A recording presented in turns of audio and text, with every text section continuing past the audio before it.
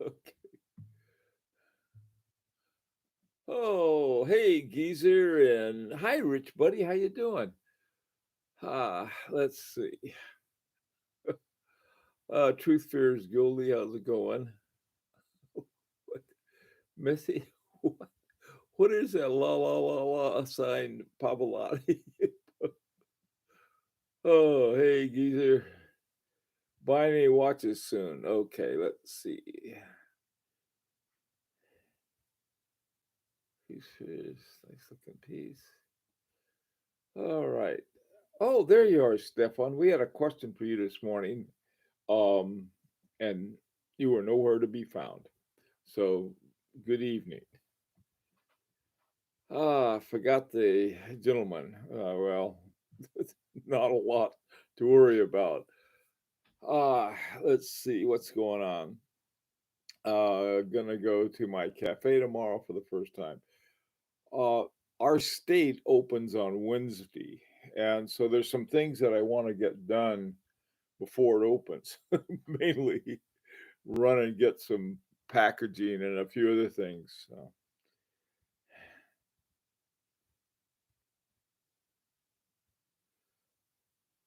huh. Okay.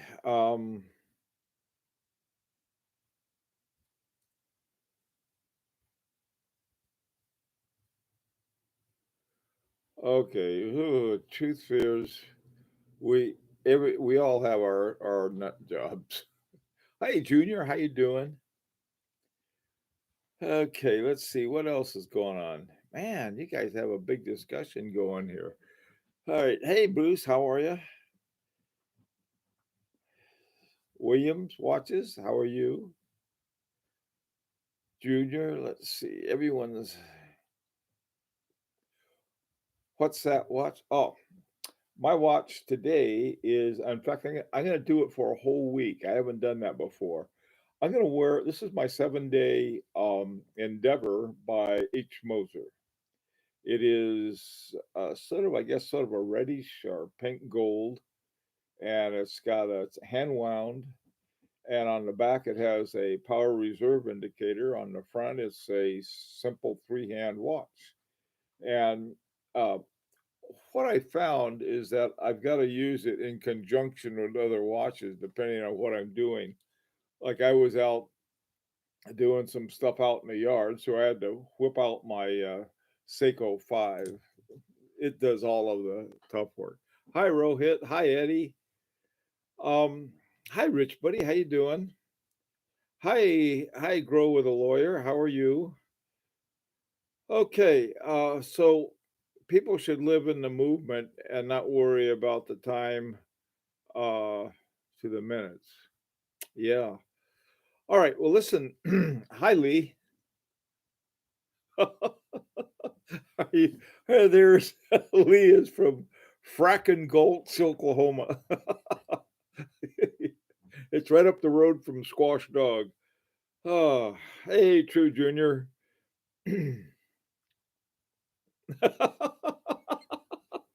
Oh, I like it the first way, Eddie. We should all live in a broken moment, or minute. I mean, oh, okay. Excuse me. All right. Couple things. I emailed um Nicholas Vitarek at Aganor and just like any word yet, and haven't heard back. So I gave him a call, couldn't get a hold of him, and so I'm just thinking, well, if we could get that Aganor, that would be like super cool. But the problem is that we really don't know what's going on there. We don't know what's going on anywhere. Tell you the truth, because of this crazy pandemic. Hi, Donald. Hi, Mark. How you doing?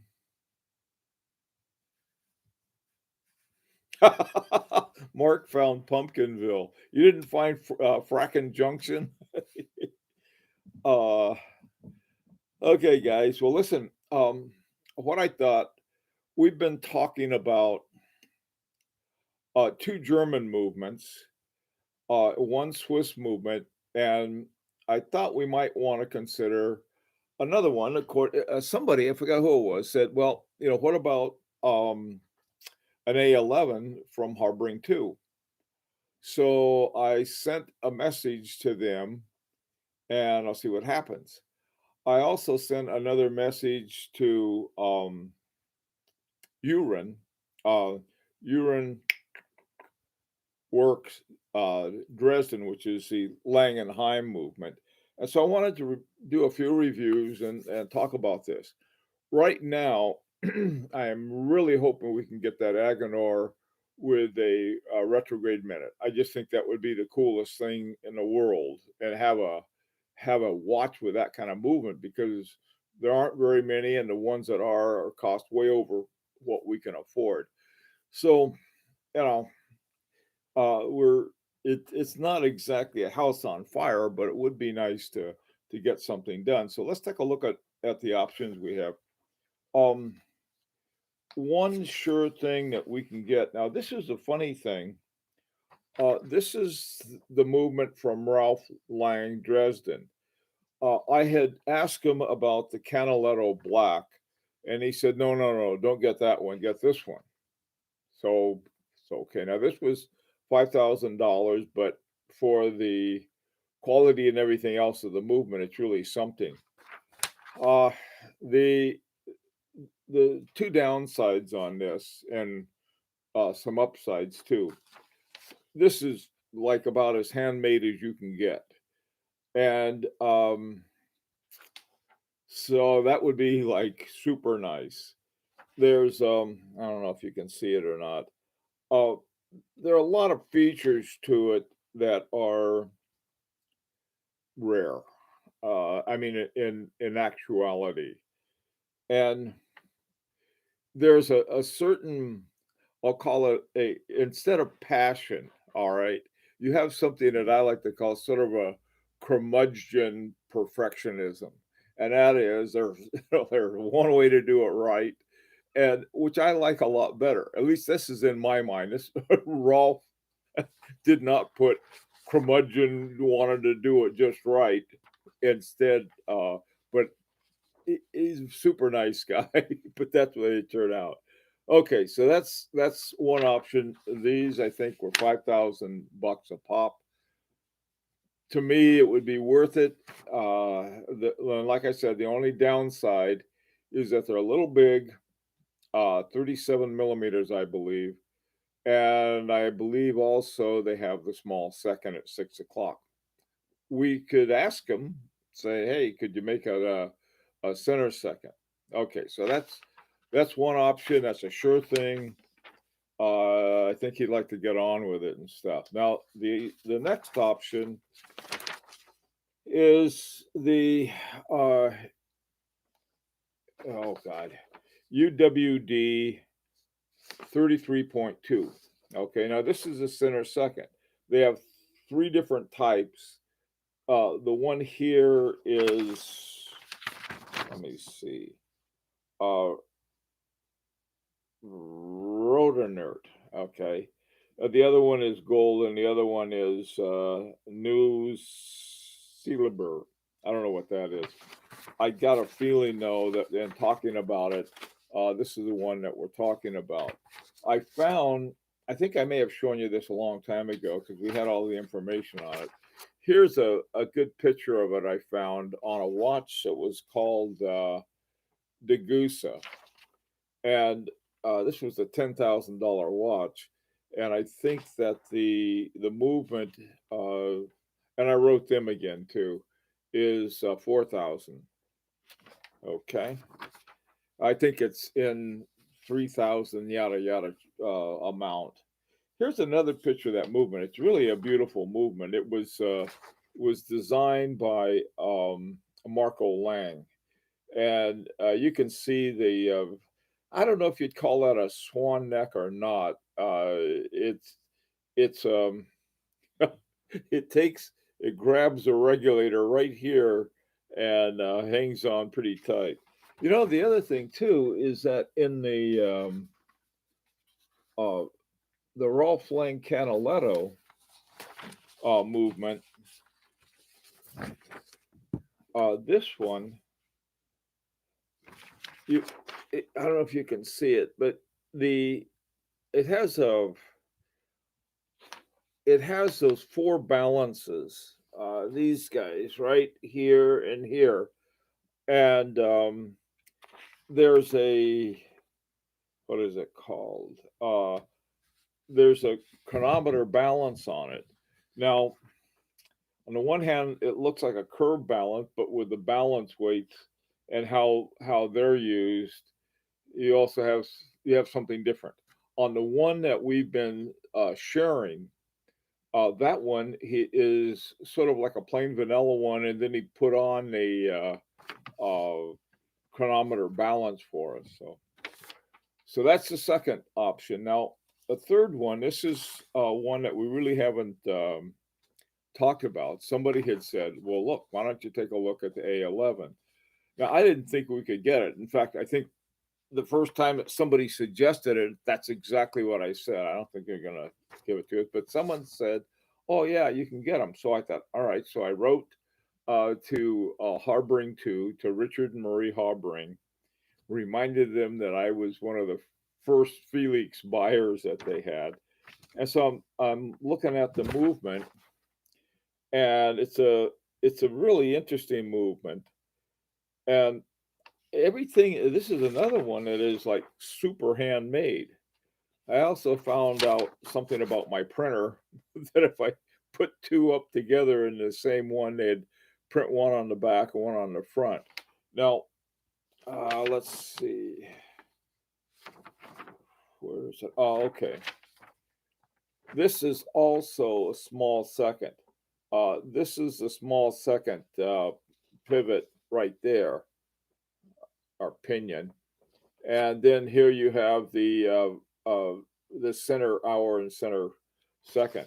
But it's a really beautiful movement, and it's the A11 has certain aspects of a value that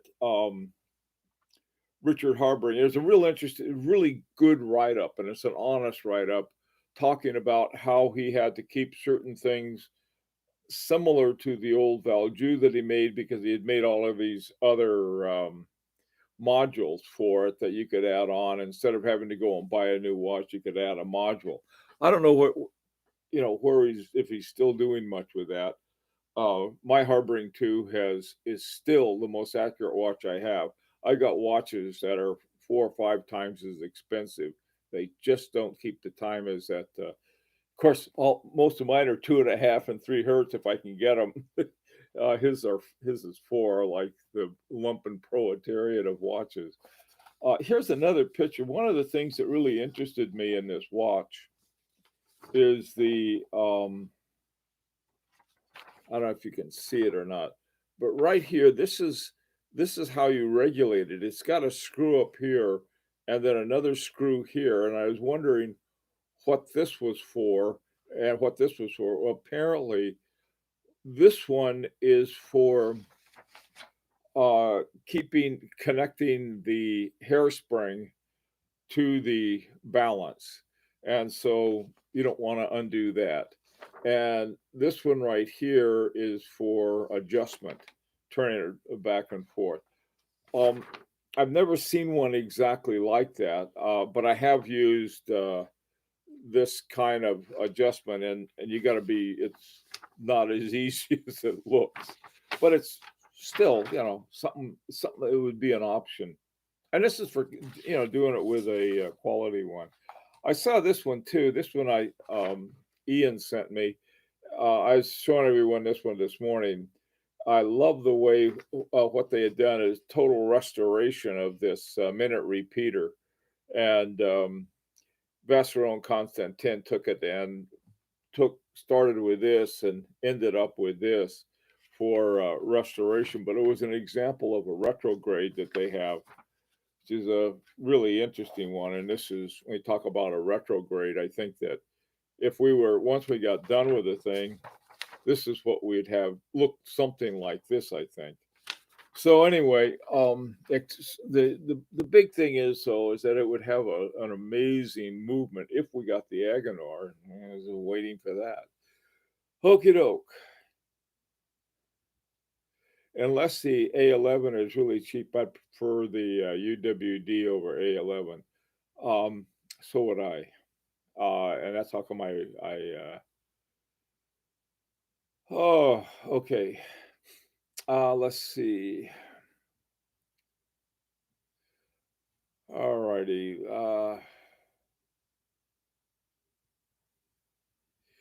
The UWD movement in gold would be nice, but I'm afraid a couple things, Mark. One, it would add a lot to the price, and second of all, I don't know how available that would be. Okay, I just sent you a PM about RLD. If it's possible, I'd want to tell him tonight when he streams because it can be hard to get in touch with him at other times.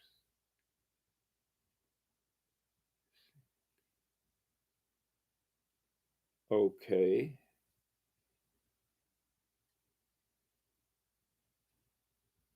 Who's streaming tonight, Eddie? Hi, Crappy. Hi, Nick. Um, let's see.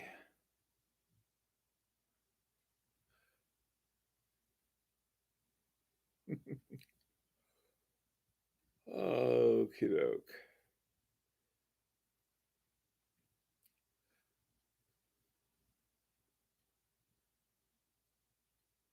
Uh-oh. I hope nothing happened. I better take a look at that. Um, the UWD movement in gold. I think it might be plan EFG or W. Um, brass movements always look nice. Yeah. I dislike gold colored cases, but love the gold brass movement. You know, the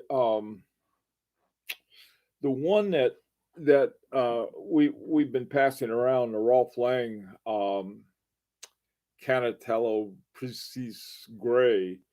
That one, the what he does is there's a German technique that uses silver and gold, and they create a frosting with it on top of the movement plates and bridges, and they do that. It's just simply for keeping out corrosion and so on and so forth. And since it's in the case, it's not a problem. And I think the wheels, the gears in a wheel train are all gold. Um, so anyway, we've got uh, you know, these are some of the options we have. I think that um, having a plan A is important, but it and also having a plan B. But I think the way things are right now, we need plan A, plan B, plan C, and so forth. The other option, Mark J, you mentioned you like uh, the gold UWDs. You know what we could do, I suppose, if it was possible, is simply say, okay, we'd like X number out of remove whatever that stuff is, and we want one gold one, and something like that. That might work out. We give people options that they like. Um, I it's a really good looking movement. I think it's beautifully done in that. Let me see, where is it? What happened to my? I had it right here. Yeah, I've been really giving that color printer of mine a workout ever since I figured out to get it moving. I think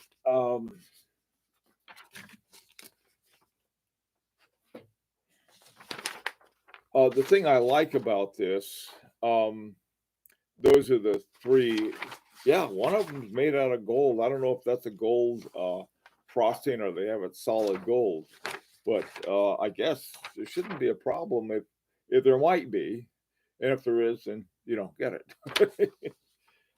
This one the thing I like about it so much, I like these little bell-shaped bridges right here, and they have you can see how they're bridging the different. This is for the escapement, and these other ones are for the wheels and the gear train. And then you have another bell-shaped bridge up here that serves as something like a movement, a balance cock. So to me, this has got the aesthetics of this particular movement. I think are really fascinating. So anyway, I think we've got good options. Okay, doke.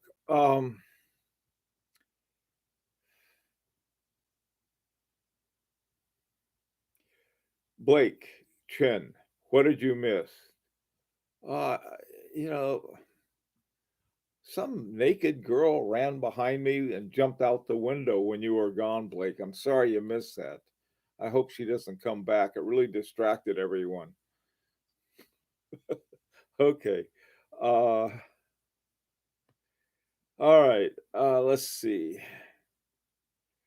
I see you got a dead horse to beat there, Mark. Gold, huh? All right. Let's see. Watch the SSNY lecture Harbring did. Yeah, that is really an excellent one.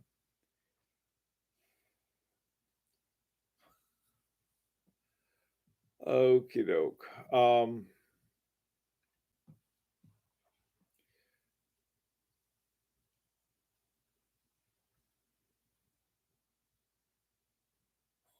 wow. Okay, let's see. In new silver, German silver. Okay. You can't get finger oils on it. Ruins a patina. Okay. Yeah, I think whatever the standard one is the way to go with this. If you get an FP Jorn, then you get your gold, your solid gold plates and everything. Um, Yeah, I can see that, Mark. Like I said, though, you're talking about something that may be sky high, and it does look nice. So, okay, Oklahoma is still a state. Yeah, they are. They good old Oklahoma. I, you know, Lee. The reason you're getting so much grief about it is because uh, Clyde isn't here. That's why he was picking on you. Okay, yep, the WD 33.2, that would be really great. No WD 40. All right. Oh, okay, guys. Well, what's new with you? I've been blabbing on and on about that. What are your thoughts on this?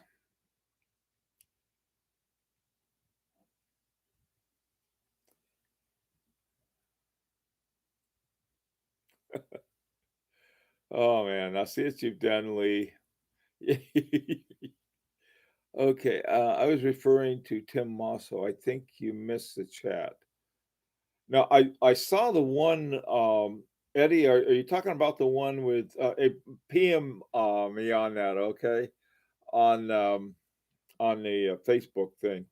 It was the reason I'm asking. I did see the one with Richard Treven, and they talked about the that movement. Okay, I did see I did see the interview with him. If he's got another thing on that, I'll take a look at it.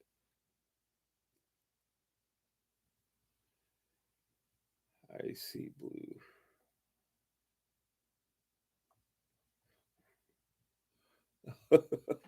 what what are you guys talking about? All right. Let's not hear about anything but good things. Um uh, I I've been doing some looking for some really super good deals on watches, and one I've never liked, I've come to like better, and the prices of them are really good, especially the shop worn ones are. Uh, and this is particular the Pershing, the Parmigiani Fleurier Pershing. Not a watch I love, but it's a chronograph, and I know a lot of people like chronographs. And um, the main reason I don't particularly care for it is you can't see the movement, and it's got a solid back with a picture of a Persian yacht. So for those of you with Persian yachts, it's a deal. But anyway, it's really very cool. We all do, Bruce.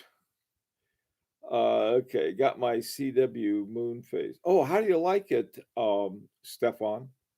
How did your how do you like that?